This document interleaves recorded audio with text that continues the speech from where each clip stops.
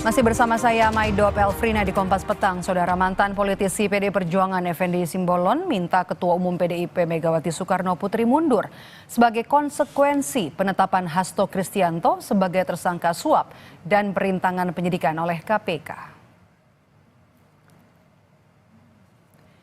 Effendi Simbolon menyatakan kasus hukum yang membelit Sekjen PDIP Hasto Kristianto tak hanya pelanggaran etika, tapi juga masalah hukum yang serius.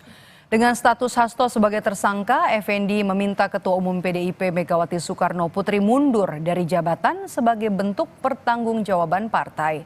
Membela mantan Presiden Jokowi, Effendi membantah ada politisasi kasus hukum Hasto di KPK. Kata Effendi, justru Jokowi selama ini yang membantu Hasto soal persoalan hukum yang menjeratnya. Tapi ini nggak hanya sebatas seorang Hasto, saya kira. Ini harus tanggung jawabannya dari ketua umumnya dong. Ketua umumnya yang harus bertanggung jawab. Dia meletakkan jabatan kan itu satria juga. Setahu saya justru Pak Jokowi bantu dia. Setahu saya selama ini. Buktinya kan sampai dengan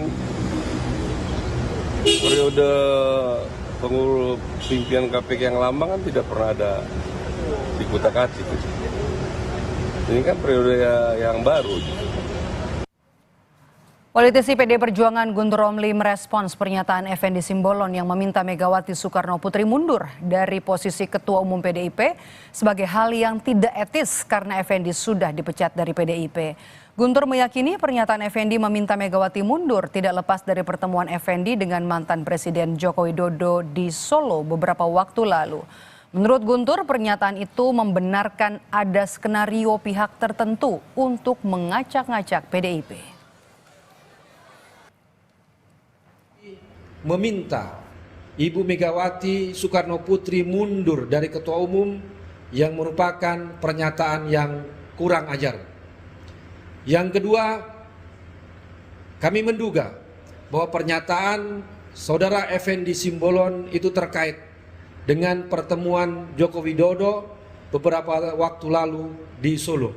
Dan kami semakin yakin apa yang disampaikan oleh Ibu Megawati Soekarno Putri Ketua Umum PDI Perjuangan pada tanggal 12 Desember bahwa ada yang ingin mengaut-aut, ada yang ingin mengacak-ngacak Partai Demokrasi Indonesia Perjuangan. Hari Rabu kemarin mantan penyidik KPK Ronald Paul Sinyal diperiksa penyidik KPK seputar penyidikan kasus Harun Masiku saat ia bertugas. Dalam kesaksiannya, Ronald mengaku menghadapi banyak halangan saat penyidik akan menetapkan Sekjen PDIP Hasto Kristianto sebagai tersangka, serta saat hendak menggeledah kantor DPP PDI Perjuangan. Menurut Ronald, pimpinan KPK kala itu Firly Bahuri tidak memberi izin kepada penyidik. Dari internal sendiri nggak sih, Bang? Tadi di BAP saya sampaikan emang lebih dari situ sih. Ya salah satunya yang bisa saya sebut ya jelas dari Firly Bahuri itu sendiri. Gitu. Perintahnya seperti apa, Pak? Apanya? Waktu itu.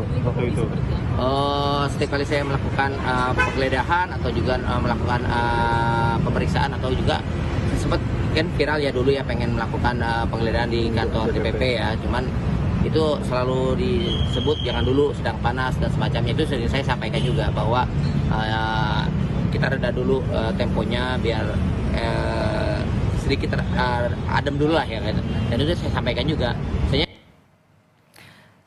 Kasus Harun Masiku menggelinding bak bola salju setelah Sekjen PDIP Hasto Kristianto ditetapkan sebagai tersangka suap dan juga perintangan penyidikan kasus Harun Masiku. Kini kesaksian mantan penyidik KPK yang mengungkap dugaan keterlibatan mantan pimpinan KPK Firly Bahuri dalam perintangan kasus yang sama. Apakah bola salju kasus Harun Masiku dan kini Hasto Kristianto politis atau murni kasus hukum yang beririsan dengan momentum politik?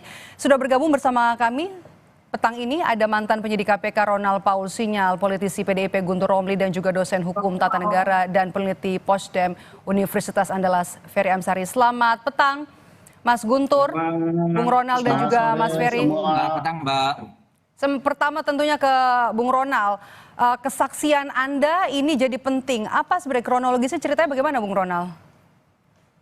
Ya, kali lagi sebelumnya di tahun 2020 awalnya sebelum saya memegang kasus ini tetap penyidikan, memang sebetulnya tragedi di PT ICA itu saya dengar informasi dari para penyelidik sebelumnya bahwa ingin melakukan pengejaran pada Ahmad Masyikul dan salah satu kandidat partai di PT ICA ya, memang itu terhalang. Kemudian pada saat ekspos juga untuk disampaikan sudah ada 3 tersangka, akhirnya ditetapkanlah 3 tersangka tersebut. Namun sebelumnya kita berdebat panjang di ekspos ini mengajukan lebih dari 3 tersangka. Tapi finalisasinya akhirnya ditetapkan 4 tersangka ditambah Harun Masiku sendiri. Yang ketiga kan sekarang sudah selesai ya Mbak ya. Pada saat itulah akhirnya saya menangani penyidikan, ditetapkan 4 tersangka yaitu Harun Masiku, Wahyu Setiawan, Agus Yadipia, dan terakhir adalah si Saiful Bahri itu sendiri. Siapa yang memerintahkan kali itu untuk perintangan? Kemudian pada saat itu penyidik mau kemana saja untuk bisa mendalami kasus ini?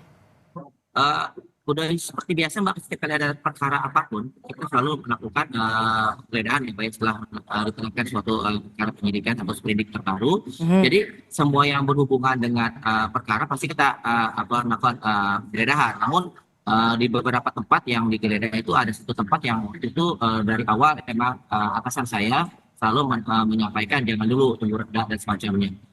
Jadi pada saat itu jangankan sampai ke bawah, Pak. Jadi pada saat sebelum nyampe ke pimpinan pun selalu dicegah atau tidak diberikan izin untuk melakukan penggeledahan di yang tadi Mbak sampaikan di DPP.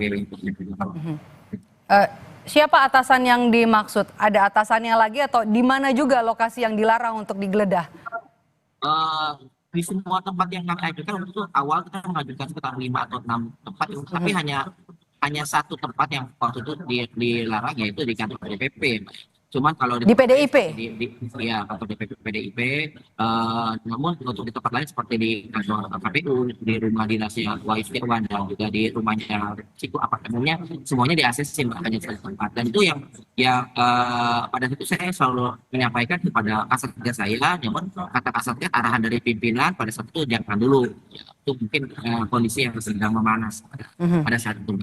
Arahan dari pimpinan ya, dari Firly maksudnya?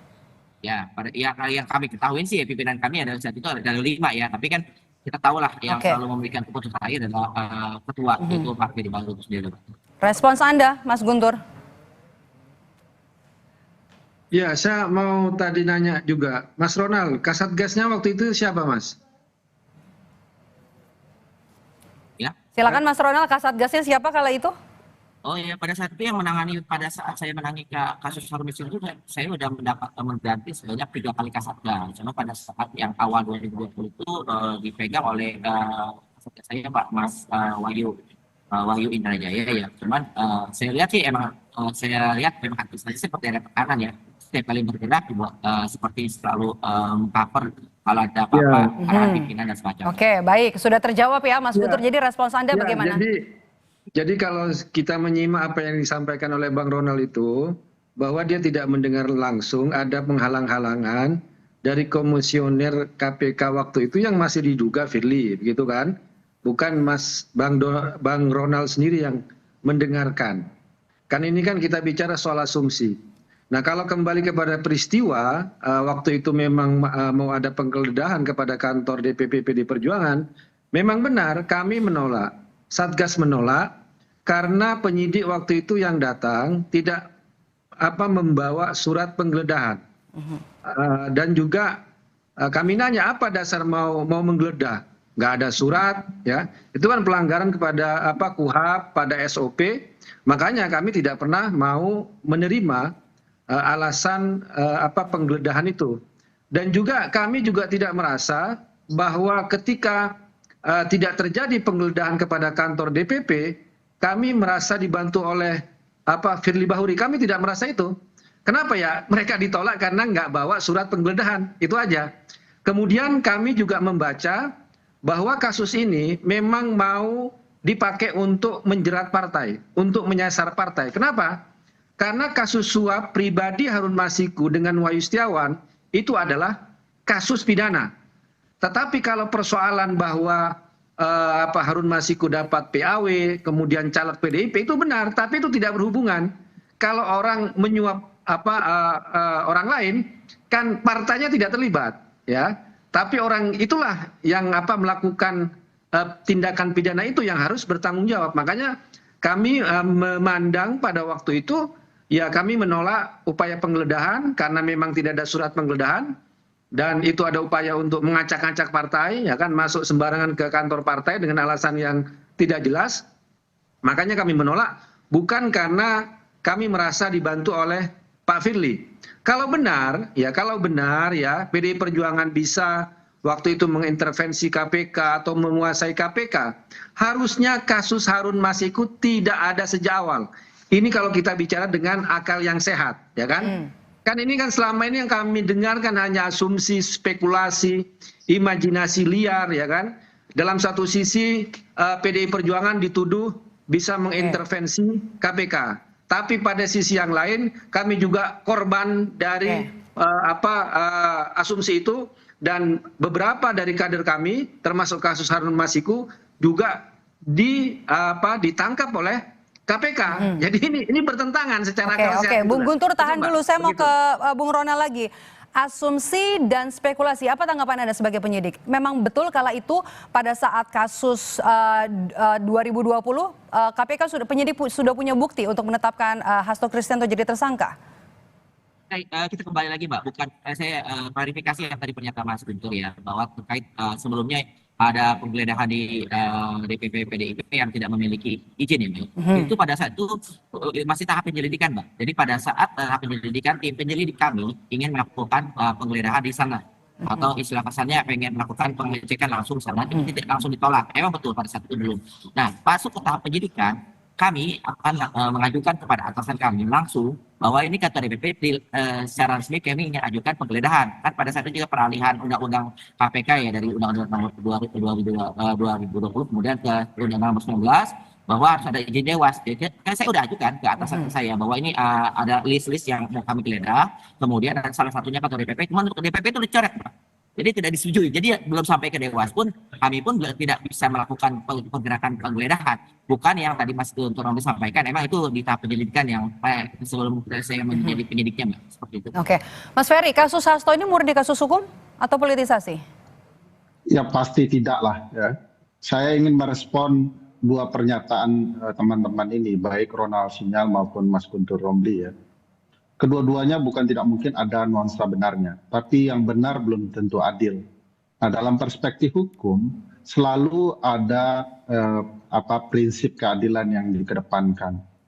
Nah, kalau kasus ini dari 2020 tidak tersentuh, saya mau kaitkan dengan pernyataan Pak Effendi Simbolon barusan ya, yang mengatakan bahwa ada gambaran bahwa ini tidak disentuh selama Pak Jokowi.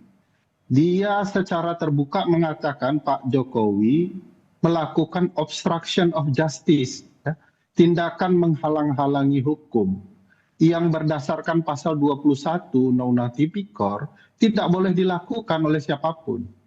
Jadi bayangkan 4 tahun Jokowi menghalang-halangi kasus ini tidak naik, gitu ya. Dan saya pikir ini sebuah tindakan yang harus diproses juga oleh semua orang. Nah, pertanyaan timbul kembali, apakah KPK mau menindak Hasto, tapi tidak mau menindak Jokowi? Ini kan dua hal yang kita patut pertanyakan luar biasa. Ada kepentingan apa dalam proses kasus ini? Karena Ronald paham betul itu. Kasus-kasus PAW itu tidak hanya terjadi di PDIP, itu hampir di seluruh partai. Pertanyaan besarnya, kenapa hanya PDIP? Begitu. Kalau semua partai ada problematika PAW. Jadi bagi saya ini agak mirip dengan gambaran sedang ada upaya memusnahkan oposisi. Saya, karena basic saya hukum tata negara, sulit menerima ada upaya membantai oposisi di saat publik sedang butuh oposisi. Lepas dari pokok persoalan kasus ini, gambaran seriusnya adalah apakah ini diungkap kembali hanya untuk sekedar mengejar orang-orang oposisi. Dan bagi saya demokrasi wajib diselamatkan lebih adil ya. kalau kemudian siapapun kemudian dizalimi, tidak boleh, apapun namanya, gitu ya. Nah, bagi saya ada gambaran nih, kedua pihak punya poin ya. Ronald dengan kasus ini sudah lama, ada upaya yang redesign untuk mencegah kasus ini. Mas Guntur juga dengan logika menarik bahwa kalau dia menguasai KPK, kenapa kasus ini yang naik, gitu ya. Nah, ini bagi saya bisa dijelaskan dengan pernyataan Pak Effendi Simbolon bahwa ujungnya, ayo berhentikan Megawati Soekarno Putri. Jadi tendensiusnya lebih terasa dari upaya penegakan hukumnya, yaitu menyingkirkan kubu oposisi. Dan bagi saya, oposisi ini dilenyapkan, kita tidak punya oposisi, kita tidak ada demokrasi. KPK bahkan tidak sekedar menjadi alat, bahkan menjadi kekuatan untuk mempermainkan hukum itu sendiri. Oke, baik. Saya kembali ke Bung Ronald. Apakah menurut pandangan Anda, pimpinan KPK termasuk Pak Firly juga patut diperiksa dalam kasus ini, perintangan penyidikan? Setuju, bahasnya jangankan diperiksa, ini tuh harusnya tadi itu mengundang Bapak Firly juga buat hadir di sini, buat mengklarifikasi pernyataan tersebut. Jadi kalau misalnya untuk, saya juga sudah menyampaikan di pemeriksaan kemarin bahwa sebaiknya Ketua KPK, mantan Ketua KPK sebelumnya Firly juga diperiksa untuk kasus Martinus ini. Jadi tidak dari satu sisi saja, tidak saya dari mantan penyidik atau juga dari rekan-rekan saksi yang lain. Mungkin kita bisa percaya juga keterangan dari Firly baru. Kalau emang benar, silakan hadir ke KPK. Seperti itu saya sangat setuju. Oke, saya minta respons dari Mas Guntur. Ya, kami singkat saja Mas Guntur. Ya, yang ingin kami luruskan itu Mbak, soal narasi seakan-akan PDIP kan bisa mengintervensi KPK melalui Pak Firly. Ini yang perlu benar-benar kami luruskan ya. Kalau masalah tadi penggeledahan surat itu juga ditolak oleh pimpinan, pertanyaannya memang dasar dari penggeledahan itu apa? Apa sudah ada sprindik waktu itu? Apakah sudah ada tersangka? Itu kan persoalan. Kalau nggak ada itu ya gimana mau menggeledah kantor DPP Partai? Tapi menurut saya itu urusan internal KPK lah. Tapi kalau memang lagi-lagi dikaitkan dengan Pak Firly ini sudah 1 tahun tidak menjabat ketua KPK, bahkan menjadi tersangka juga, ya kan? Dan dalam setahun ini juga nggak ada yang namanya Mas Hasto menjadi tersangka kalau memang mau dihubung-hubungkan dengan Pak Firly. Nah, saya ingin menguatkan lagi apa yang disampaikan oleh Bang Ferry tadi ya, Bang Ferry Amsari, bahwa benar ya, salah satu yang kami dengar informasi ketika penetapan tersangka kepada Sekjen PDI Perjuangan, karena di situ ada informasi ya, dianggapnya Sekjen PDI Perjuangan waktu itu ya mengorkestrasi penolakan PPN 12%. Itu juga ada informasi yang masuk ke kami.